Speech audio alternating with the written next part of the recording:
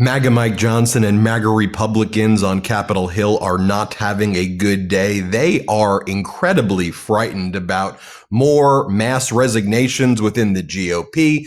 They have Donald Trump making like 400 posts every single night. I'm not exaggerating that. 400 posts where now Trump saying that Michelle Obama was actually the person who was running the Biden administration, and Michelle Obama is using auto pens, and Donald Trump is posting some of the most like deranged, unhinged AI videos saying that Venezuela has surrendered to him, and that Maduro admitted that actually Biden is running Tren de Aragua.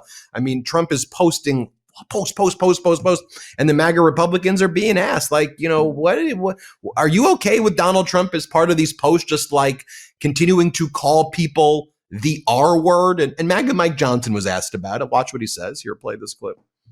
But specifically, what are your thoughts about President Trump calling Governor Walz retarded? Well, look, that's not the word that I would choose. I think his reaction was probably a spontaneous one to the enormous amount of fraud that was announced there. We're thinking it may be, it could be $2 billion. If your spontaneous reaction as the president is to make a social media post calling a governor the R word, if that's how you spontaneously react, we should probably have a floor for the presidency that says that those people really shouldn't get into that office, because if you behave that way anywhere else, you would not be able to hold your position at any position at all. So next up, you have MAGA Mike Johnson being asked about the war crimes being committed off the coast of Venezuela. And here's what he says. Let's play it. The Caribbean boat strikes, the administration has acknowledged that there was a second strike in that attack in September, but they have not said if there were any defenseless survivors. Should they release the video to Congress, the unedited video to Congress and to the American public? And two, if the defenseless survivors were killed, would that constitute a violation of the laws of war? I'm not going to prejudge any of that. As you know, both of the Armed Services Committee and the Senate and the House will be having hearings on this to review, and that's their role. I have been listening. Again, I was pretty busy yesterday, didn't follow a lot of the news, but I caught up a little bit early this morning. That my assessment of this, my understanding is that most of the people that have looked at this, at least in a preliminary review, say that the admiral who ordered the second strike thought it was necessary to complete the mission. He's a highly decorated, highly respected admiral in the Navy, and he made that call. Okay, 2 points there. One, before every question that MAGA Mike Johnson gets asked, he takes a deep breath like he's coming out for water because he doesn't know what the hell's going to be asked, and he's just terrified about what the answer is going to be. And they sure are throwing that admiral under the bus right now. It's the admiral. He's a very respected admiral. He wouldn't have ordered it. By the way, we've showed footage of Pete Hegseth the very next day on Fox on September 3rd saying, I watched it. I was involved. I was the guy. So what else is MAGA trying to do to deal with this? Well, you've got MAGA Republican Congresswoman Kat Camerick, and she's like, basically, the bottom line is we have too many immigrants in America. 1 in 6 people in America are immigrants. That's not compatible with Western civilization. Here, play this clip. And it's pretty staggering when you take a step back and you realize that today, 1 in 6 people here in the United States is foreign born. 1 in 6. That, quite frankly, is not sustainable to maintain a culture that we are known for here in the United States. And then finally, you have MAGA Republican Congresswoman Salazar. She's been pushing for that war in Venezuela. Take their oil. Our oil companies are thirsty, she said before. Get our oil companies the control of Venezuela. Here's what she says. This is not going to be hard. 80% of the Venezuelans voted for the opposition. You have 8 million Venezuelans in exile. We're talking about the largest reserves of oil in the world that will be doing business with the American oil companies. And that is something that I have made very sure that they understand. American companies in Venezuela for the next 100 years. American oil companies. Go for it. That's what the American people are thinking about right now. American oil companies. I want to bring in Democratic Congressmember Jimmy Gomez from right out here in Los Angeles. Congressman, good to see you. Like, these are your colleagues. Like, how do you go to work? How do you go to work with these people on a day-to-day basis, man? Well, yeah, we're living in an environment where, up is down and down is up. Marjorie Taylor Greene is making sense when it comes to the ACA, and the rest of the Republican Party has completely gone unhinged. Like they're insane. If you just listen to what they're saying, you have Salazar who's saying, "Hey, let's just invade Venezuela for their oil." Back in the 1950s, they would have used the CIA to overthrow the government to get access to the oil.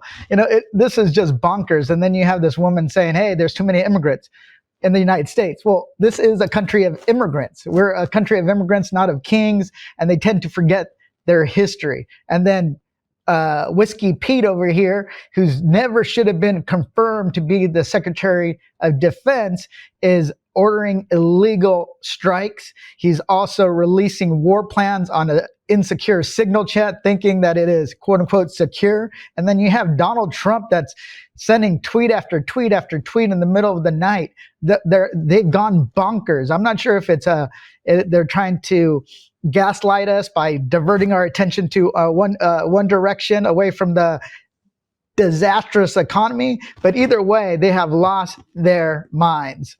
Right. Start with Salazar, right? Because Salazar was out there making the promise. She's got the Liberty Act or whatever she calls it. And she's like, Donald Trump has read it. He will never be going after anybody other than the criminals, and everybody else is fine. He's given me his word. I mean, that's what she said, to her community in South Florida, immigrants. I mean, she's Cuban, but she's got a lot of Venezuelans and Haitians and other people in her congressional district. She just threw them under the bus. And now she's out there, it seems, because she's betrayed the Venezuelans and the Cubans and other Latinos in her district and across the country, saying, all right, war. We're going to do the war. We're going to oust Maduro, because that's her only thing she can go to say, like, look, we're going to take over Venezuela at this point. Yeah, no, first, no one should trust her when it comes to immigration reform. I never did. I know some people in my caucus was trying to work with her to create that bipartisan coalition, but you can't trust these individuals because they never stick to their word. They're also inconsistent. And then here's the thing. Invading Venezuela, I understand people want to take out Maduro, but if you invade Venezuela, you don't know where it's going to go. You don't know if the hardliners are going to get in control, if there's going to be a peaceful or a stable transition, or you're going to create so much chaos that you're going to have a flood of immigrants people leaving more than they have. So they're creating the environment that's most likely to create a situation that people don't know where it ends up. So they think it's we're going to go in there, they're going to treat us as liberators, it's going to be a great day. You have no idea what's going to happen. And she can't be trusted, because one of the things is she's just doing whatever she thinks she can in order to win re-election. Tell me about the bill that you're introducing, though, as it relates to immigration. And I know it's a big priority of yours. Yeah, so I'm introducing a bill. It's going to drop. It is called Make Housing Affordable, Defend Democracy. One of the things we saw in Trump's one big, beautiful bill was a $175 billion slush fund to turn ICE and CBP into his own national police force that can be sent anywhere at any time with no accountability to terrorize our neighborhoods, under the premise that they're going after criminal immigrants, which is not true. We even seen them go arrest U.S. citizens just based on what they look like, the language they speak, the job that they're doing. So this bill would take that $175 billion and put it into tackling our housing affordability crisis. It would invest in down payment assistance for first-time home buyers, spark a housing boom that would create 1 million units of housing per year for the next 6 years. It would help people with rental assistance who are rent burdened. This is what people want. They don't want us to destroy our economy. They don't want our democracy to be put at risk because of this police force. It's too dangerous. So what I'm saying is, hey, you elect Democrats, we're going to use this money, $175 billion, to tackle affordability in this country once and for all. That's what we will prioritize. We don't talk about being America first. We deliver on policies that actually help working people. I want to show you this clip as well. This is MAGA Republican Congress member Andy Harris. That's what he had to say on healthcare this morning. Let's play this clip. Well, what we're going to do is we're going to concentrate on making healthcare affordable for everybody, not just the 7% who receive Obamacare. And then we're going to continue to talk about how important it is that we control our federal deficit going forward in order to keep prices down, to keep inflation down, to keep mortgage rates down, because that's what Americans are thinking about. We think we have the solutions. More subsidies are not the solution. Actually, the free market is the solution, with less government interference and less government spending. Yeah. Oh, yeah, all great points. Great points there you make. I mean, look, the bottom line, the stupidest network in the freaking world. Like, okay, well, then where's your plan? I mean, look, the bottom line is we know they're full of crap, but they said as soon as the shutdown ends, they would put their own plan on the floor. They don't have one, and yet they want to take away these Affordable Care Act subsidies from people where there is a plan that people rely on, that can be fixed, but that generally is popular and that people like. And without these subsidies, when December 31st comes around, it's done. It's game, set, match. I mean, tens of millions of people lose health care, and they keep on saying this. It's just cruel and unusual, Congressman. No, they're full of crap, and they don't care about the American people, and they don't care about their own constituents. One of the things we know for facts that in the states that didn't expand the Medicaid, those were mostly Republican states. They saw the highest maternal mortality rates. They have the worst health outcomes. It is the worst area.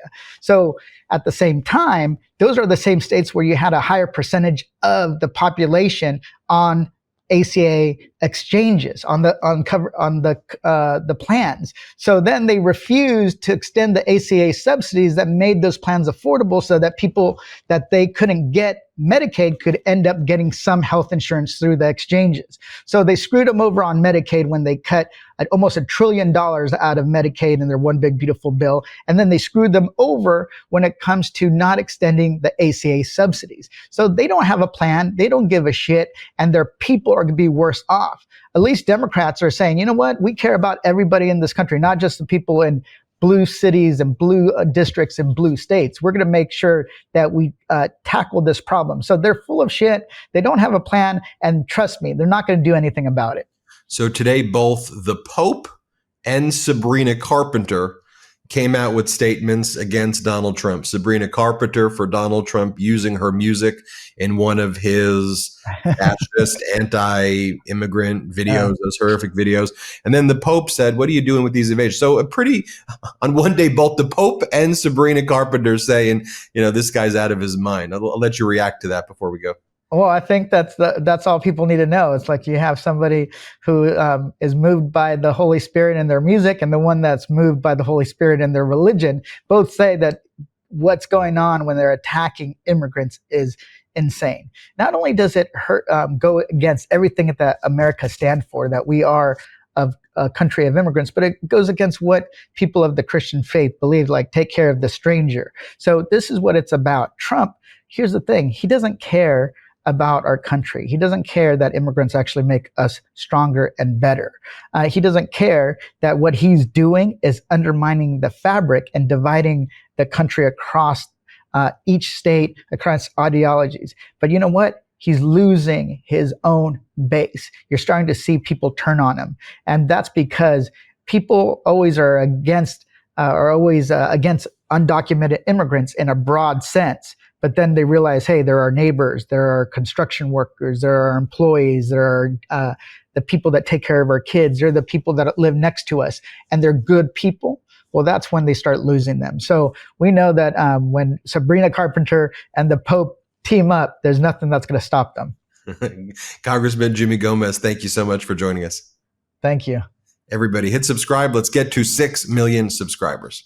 Want to stay plugged in? Become a subscriber to our Substack at MeidasPlus.com. You'll get daily recaps from Ron Filipkowski, ad-free episodes of our podcast, and more exclusive content only available at MeidasPlus.com.